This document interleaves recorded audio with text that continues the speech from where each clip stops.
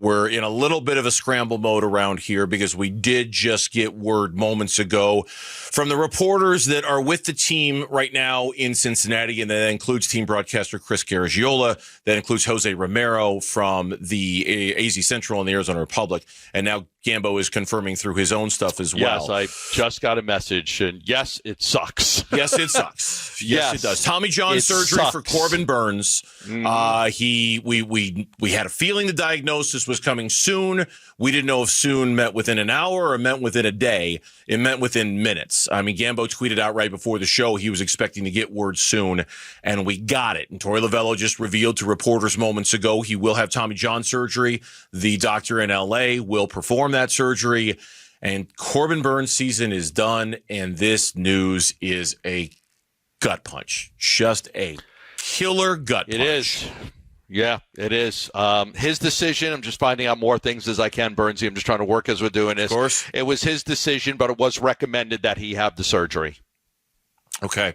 Well, he has a very, how can I put this, involved agent in Scott Boras, and that's neither good nor bad. He's just, I mean, all agents are involved, but you know what I mean. Like Scott Boras in particular is kind of the agent to the stars in Major League Baseball, and so he is going to want to protect his client. And honestly, this was something when the elbow injury happened last week. The one thing that happened that made me think this kind of disaster could be avoided was how casual Corbin Burnes was about it in the clubhouse after the game. And I'm not saying that's good or bad. He was just, he didn't seem like he had just been handed god-awful news. Didn't hear a pop, right? Didn't hear a pop. Yeah, so we were somewhat, I spoke with a bunch of people in the organization, and I know that they were very worried about this, even though they didn't hear a pop. But, you know, again, he went to the doctors. The first one was inconclusive. Then he went to L.A., They gave all the facts. Yeah, they laid out all the facts. Here's what it is, and then he made the decision.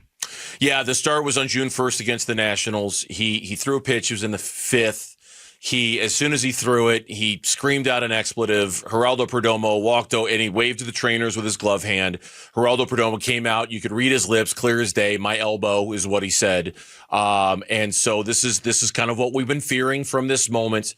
Now, in that moment, when that happened, the Arizona Diamondbacks had lost, 9 of their last 11 games, and were seemingly, before they won that game, they had lost 9 of their last 11 games, and were seemingly kind of floundering, trying to figure out, what they were and who they were. And this season, they were playing some of their worst baseball of the year by far.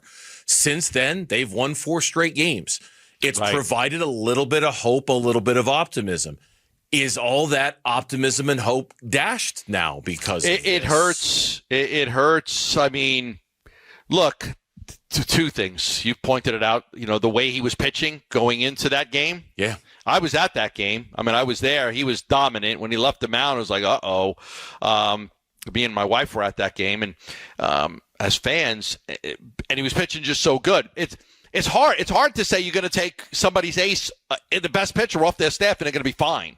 I mean, you can't sugarcoat it. It's an uphill battle. It's going to be an uphill battle. They have the pitching to do it. But you can't have these blips by Brandon Pfaadt anymore. Eduardo Rodriguez has to pitch a lot better. So, and if he doesn't, right now, Christian Mena is their number 6 pitcher. That's why, they're trying to, what they did with Brandon Pfaadt, they're trying to extend him, trying to go 3 innings, go 4 innings. They don't want to make him a middle reliever, although they could use it because he's the next guy up. Yeah. He's the next guy to start. So they're in a tough spot with him. They used Tommy Henry yesterday, and now he's got sent back down. But obviously Mena would be better than Henry, but they want to keep him for the next starter. I think I have trust in Gallen. I still do. I have trust in Kelly. I still do. I have trust in Ryan Nelson. I'm concerned about Pfaadt. I'm concerned about Rodriguez. And I think if we call it like it is, those two guys have to step up. They have to step up. They cannot continue to pitch the way they pitch. I'll certainly be open to suggestions on this. The first name that popped into my mind when you said, it's hard for a team to lose their ace. The first team that popped to my mind was the Atlanta Braves from a year ago. They lost Spencer Strider very early in the season, and they were still a playoff team when it was all said and done. They got in by the hair on their chinny chin chin. But they were a playoff team when it was all said and done, and they had lost a pitcher who the previous year had gone 20-5 with a 3.86 ERA and finished fourth in the Cy Young Award voting. They lost their ace, and they found a way. Now, they're one. And there are probably 10 teams, 20 teams, 30 teams. Yankees this year. That lost their ace, and that was it. The Yankees have lost their ace this season. And they're in first place.